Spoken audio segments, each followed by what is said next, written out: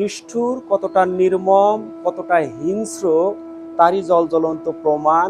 এই জামাল ভাইকে মানুষ মেরেছে। আসলে তিনি কোনো চোর না, কোনো বাটপার না, তিনি একজন শারীরিকভাবে অসুস্থ, অথচ মব সৃষ্টি করে তাকে মারছে। এমন মারছে যে আপনাদেরকে যে দেখাবো, সেই দেখানোর কোনো পরিস্থিতি নেই। একেবারে পা থেকে শুরু করে একবারে থেতলাইয়ে দিয়েছে। তিনি যে একটু মাজা সোজা করে যে দাঁড়াবে, সে দাঁড়ানোর সুযোগটুকু নাই।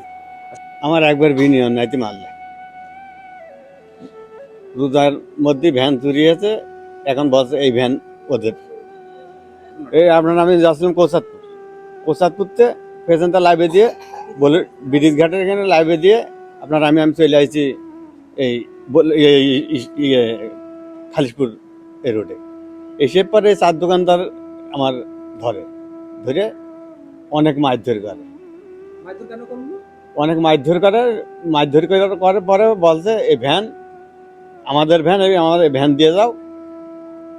মুটে পায়ে দিয়ে আমার অনেক অত্যাচার করেছে।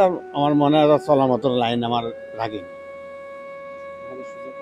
এই যে আমি যে একটু উঠে দাঁড়াবো আপনাদের কাছে, সে দাঁড়ানোর মতো পরিস্থিতি নেই আমার। আমি আর কোনো কাজ কাম করে খেতে পারবো না। আপনাদের কাছে একটা বিচার চাই, বিচারটা একটু ভালোভাবে করেন।